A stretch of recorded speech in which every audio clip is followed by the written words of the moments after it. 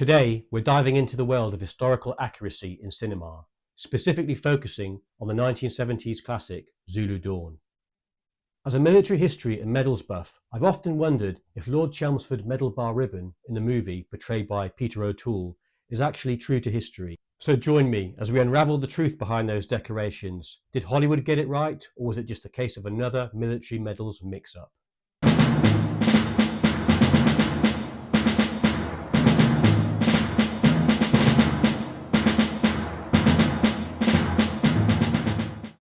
So, let's dive in.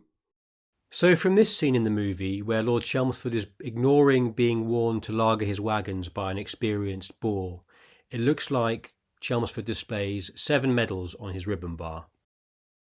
Frederic Thesiger, known from 1878 onwards as Lord Chelmsford, and we'll refer to him in this video as Lord Chelmsford for simplicity's sake, was born in 1827 into an upper-class family. Commissioned into the Rifle Brigade in 1844, the early part of his career was taking up performing garrison duty in Nova Scotia, now part of Canada. In 1845, using his social connections, Chelmsford managed to exchange into the Grenadier Guards, a socially exclusive regiment at the time.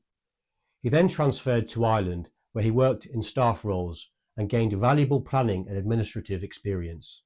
In 1854, with the outbreak of war with Russia, the Allied forces, Britain, France, Ottoman Turkey, and later the Kingdom of Sardinia, began a campaign in Crimea in the Black Sea. After a year or so of badgering seniors, in 1855, Chelmsford finally managed to pull strings and get deployed to join his regiment on campaign in the Crimea. So, medal number 1 for review, the Crimea Medal. Beginning in 1854, many of the famous actions of the Crimean War, such as the charge of the Light Brigade, had already occurred by the time of Chelmsford's arrival. The war now centred on the slow grind of the siege of Sevastopol. When Chelmsford arrived in May 1855 with his administrative experience, he was transferred to the staff and performed many essential functions, but did not see any significant action. On the staff, he lived well and his responsibilities were not too taxing. Interestingly, and slightly ironically in light of later events, a young Chelmsford wrote of the senior brigadiers as sad muffs or bunglers who ought to be comfortably pensioned off. Whilst in the Crimea, he witnessed a third major bombardment of Sevastopol by 155 British and 300 French artillery pieces. Chelmsford also observed the attempted storming of the Malakoff and Radan heights, vital to the capture of the city, which amounted to high casualties on the Allied side. As an aside, interestingly, this was the first major war to see war correspondents and battlefield photographers. When the war concluded in 1856, Chelmsford returned with his regiment to England. For the medal itself, 4 clasps were issued: Alma, Inkerman, Balaclava and Sevastopol. Chelmsford was awarded a Sevastopol clasp. The obverse is of a young Queen Victoria, and the reverse a Roman soldier armed with a sword and shield being crowned by a flying victory.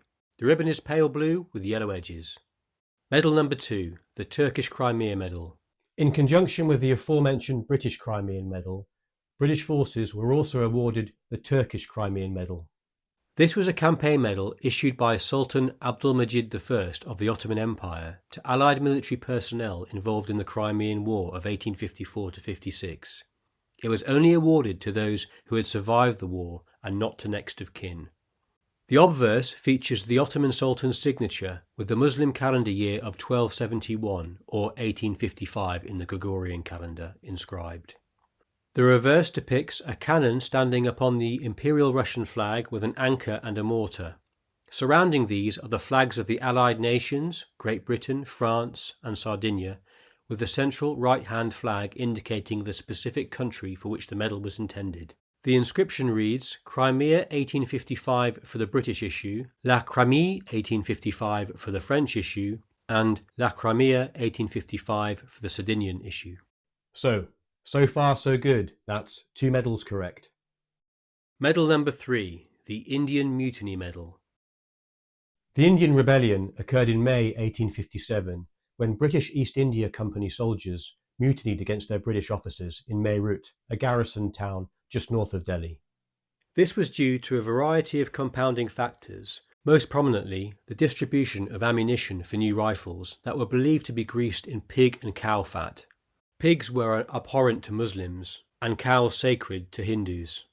Transferring to the 95th Derbyshire Rifles, Chelmsford arrived in India in November 1858 to participate in the last few weeks of the Central India Campaign, headed by General Rose. This campaign had involved fighting the famous female rebel leader, the Rani of Jhansi, and now devolved into a series of smaller, lower-level counterinsurgency operations. This would have been also known as mopping-up operations. Chelmsford got his first and only taste of action at a village called Kundry, where reportedly the 95th surprised a large group of rebels, inflicting 600 casualties for 12 wounded. The medal itself? The obverse is a young Queen Victoria. The reverse is a figure of Britannia bestowing victor's laurels with the British lion beside. The dates below are written 1857 to 1858. The ribbon is white with 2 red stripes, which represent blood and bandages. 5 clasps were awarded: the defence and the relief of Lucknow, Delhi and Central India. In 1861, Lord Chelmsford and over 500 other members of the regiment were presented with the medal which had the Central India clasp. Apparently, the colonel of the regiment, a Lieutenant Colonel Rains, was furious that 236 of his men, including 25 officers, were not issued the medal, and they had earned it campaigning in India. After the conflict, Chelmsford stayed in India to perform a variety of logistical and administrative functions in the Bombay Presidency.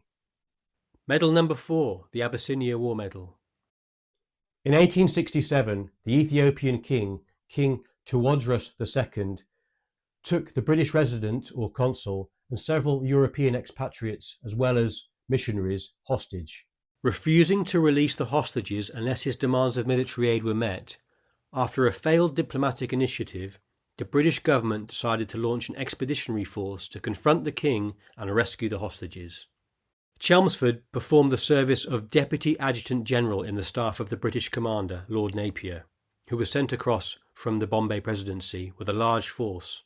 The expedition was a success with a handful of casualties and culminated in a battle near Arogi, where between 3,000 and 7,000 of Tawadros's men confronted Napier's force of British and Indian troops. An estimated 700 Ethiopians were killed, with the British only losing 2 dead. Chelmsford was present at the battle but did not participate in the fighting. The British force then went on to capture and torch the capital, Magdala. Interestingly, the 33rd Foot led the storming of Magdala, which was captured with only 15 wounded. The 33rd had previously refused to move on after a particularly gruelling march, jeering at their officers. The next day they were paraded in front of the army and humiliated by the senior officers. Therefore, they were keen to restore honour to their regiment and volunteered to lead the attack on Magdala. Afterwards, the Ethiopian king then committed suicide, and the hostages were released, wrapping up the campaign. Although Chelmsford's main function was to keep the senior leadership informed of the supply situation, it was noted by Napier years later that Chelmsford had a certain imperiousness in communication with others, i.e., he rubbed them up the wrong way. It is believed this lopsided campaign deeply affected Chelmsford's estimation of African foes and influenced his planning for the Zulu campaign 10 years later. For the medal, the obverse bears the left-facing effigy of Queen Victoria. Around the edge is a stylised border with indentations. The letters Abyssinia are also imprinted on the medal. The bust is similar to that on the New Zealand medal, which was issued in the same year. The reverse has a blank central space for the recipient's name and unit, surrounded by a laurel wreath. The ribbon is red with broad white edges. A note for collectors: the Abyssinian medal is one of the most unusual awarded medals during this period. The medal is completely different in design and in naming to other campaign medals and was the most expensive campaign medal ever produced due to the fact that a different reverse plate had to be made for every medal, as the recipient's name was engraved there rather than on the lower rim. After the war, Chelmsford spent the next 6 years in India, working as Adjutant General in Bombay, and after a short stint in England in Home Command, and in early 1878 was offered command of Her Majesty's forces in South Africa. Medal 5, the Order of the Bath. After success in the relatively minor Cape Frontier Wars, Chelmsford was awarded the Knights Commander of the Order of the Bath. The Most Honourable Order of Bath was an order of chivalry which was instituted in 1725. Established by King George I, this was a single-class order comprising the monarch, a prince of the blood royal, a grand master, and 35 knights of companions. The order was reorganised in 1815 into two divisions, military and civil. The military division had three classes: Knight's Grand Cross, Knight Commander, and Companion. The military badge is a gold Maltese cross of 8 points, each tipped with a small gold ball, and in each angle between the arms of the cross is a gold lion. In the centre of the cross is a device comprising a rose, thistle, and shamrock issuing from the sceptre, and 3 imperial crowns. This device is surrounded by a red enamelled circle on which appears the Latin motto Tria Juncta in Uno, 3 joined in 1 in gold lettering. On to Medal 6. So, with the green ribbon bordered by crimson edges, this looks like an Afghanistan medal. With a campaign ongoing from 1878 to 1880 around the same time as the Zulu War, it would have been impossible for Chelmsford to have participated in that campaign. This looks like a mistake by the costume department. My hunch is that this was meant to be a Turkish order of the Medici 5th class that Chelmsford was in real life awarded to in the Crimea, but no ribbon could be found. So, an Afghanistan medal was used which was similar. Finally, Medal 7, the Naval Engineers General Service Medal. This ribbon is navy blue, flanked by narrow white stripes. All I could find that resembled this was the Naval Engineers General Service Medal. Either the costume department made a mistake, my eyes are funny, or Lord Chelmsford moonlighted as a matlow fixing up engine rooms in his spare time between planning invasions. Again, my hunch is that this is meant to be a Sardinian Crimean campaign medal that Chelmsford was awarded to in real life, but again, the designers couldn't find a pale blue ribbon and got the next best thing. Maybe I've got it wrong, so if anyone can correct me in the comments, that would be great.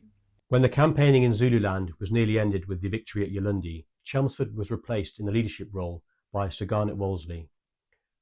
Wolseley had some interesting comments to say about Chelmsford. Although I have the poorest opinion of his ability as a general or as a public servant, why kick a dead horse? And I look on Chelmsford as a goose, capable of any stupid folly. On coming home to Britain, Lord Chelmsford was made Knight Grand Cross of the Bath, spending much of the remainder of his career as a lieutenant in the Tower of London. I recently made a film on the Magdala campaign, featuring a lot of footage of the Tower of London, so if anyone's interested, please check that out. For research, I have used the book The Shadow of Isandlwana by John Leband. It's a heavy book, but in terms of understanding every detail about Chelmsford's life and career, it's fantastic and fully comprehensive.